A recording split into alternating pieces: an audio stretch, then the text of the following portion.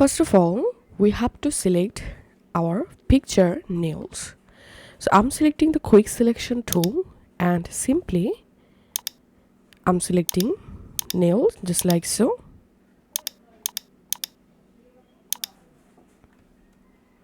You can hold down the Alt key and you can deselect any part.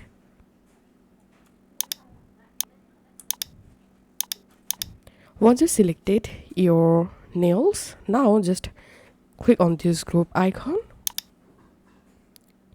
and click on mask. Click on this icon and here select solid color. Select a color for your nail. Again click on this icon and this time select brightness contrast.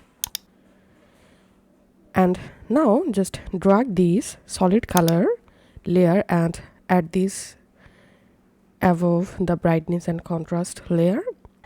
And now select the color layer and click on this blending option and here select color.